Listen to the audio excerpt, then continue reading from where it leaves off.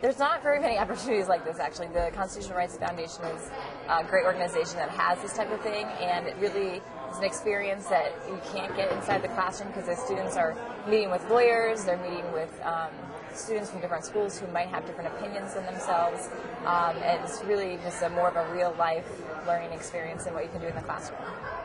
Today's topic of dealing with strip searches of high school students really hit home to these students. I got to be able to go up and state my own opinion and see others' views and talk to other students from their schools and see what they've been thinking, what they've been learning. And I was also able to talk to someone that works with the law, so it's pretty interesting. It's the interaction that my kids get with other students from different high schools in the area, with professionals, the lawyers that volunteered their time today, the school officials that came in and answered questions. That's invaluable. I mean, I could try to teach this in the classroom, but them hearing it from real people in the real world just reinforces the message, and I think it sparks a higher interest in the students also. The students showed an exceptional insight in this case. The case is somewhat complicated in that it involves a dual-pronged analysis of whether the search was justified at its inception and whether it was justified in its scope. The students were able to grasp that difficult analysis. I felt that everyone's opinion was valued to the subject, and they wasn't afraid to speak up. I thought you had people who was afraid. They wasn't afraid to speak up at all. It really made me think of which side I was on. It questioned which side I was on, and it really helped me to see all the point of views. Normally, you don't think about stuff like that in your everyday life, stuff like that. You don't think about. You just want your voice heard and not everybody else's. You just want to do whatever you feel should happen, not nobody else's. People are fighting. I'd get both of their views, or if something went wrong at home, I'd listen to both of them. Just like over here, there's both sides of them, so I'd listen to both sides. I knew they would absolutely love the experience, and they really did. They certainly were very focused on the issue here, and we probably did the right thing to select a court case that hits them where they live, so to speak. I learned that the Constitution is a living document, and then the Fourth Amendment about what's reasonable and what's not to do searches. When I look out in an audience and see students, I'm inspired because I know the world that they live in is much more difficult today than it was a generation ago, and they have to contend with a lot more.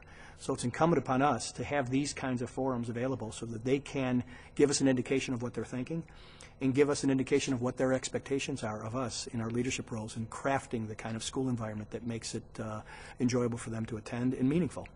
I learned that no matter what age a person is, they should have their respect. That in fact they begin to realize that decisions that are being made by the adults who are involved in their life are reasoned decisions. They may not always be correct ones, as the Supreme Court decision indicates in this case, but they are reasoned decisions that are made on the basis of a true concern for the safety and health of the students. I learned a lot about the administrative side of making policies. Just the fact that the safety of the students is so highly regarded. One of the things that they do learn always is about students from other schools and people from other districts, kids who are not exactly, who are kids like them, but have a different set of circumstances. Seeing other people's point of views, especially from other schools, and they're in other areas, not just in city schools. And I like the fact that they all put forth their opinion. No one was afraid to speak about anything, and it was enlightening. By having a conference like this, the adults involved, the school officials involved, get to know more implicitly what some of the legal issues are so that they can better develop an understanding with their staff members as to how to go about adjudicating situations so that they don't do things that violate the essence of the Constitution. Well, I can apply this throughout. This is something just even in my local community when there are policies that I hear of, I can get involved. If I don't like something, I know how to change it, I know why to change it.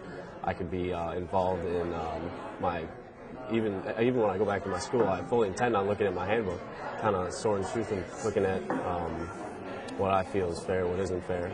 And just the fact that I now have a lot more insight on how the process works, I can be more involved in the processes in the future.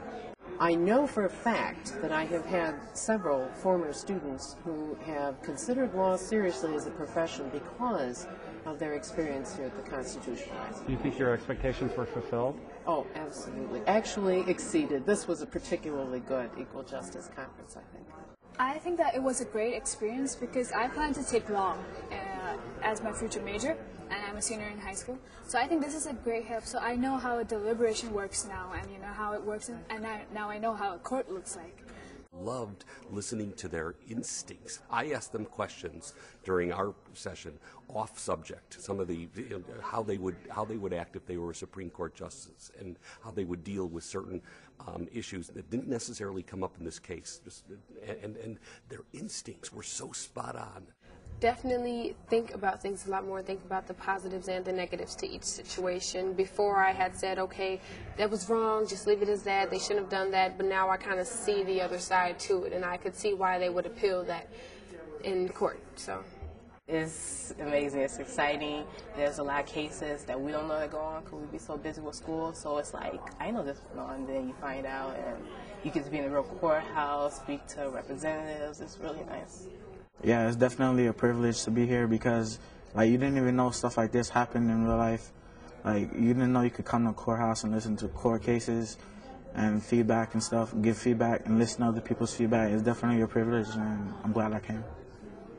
I enjoy talking to students. It sort of brings the profession back to me, to what the true meaning of the practice of law is. It's also giving back. It's enlightening students. It makes me feel good. You know, I can now go back and I'll deal with a real estate contract or a lease, but I'll remember most what I did this morning.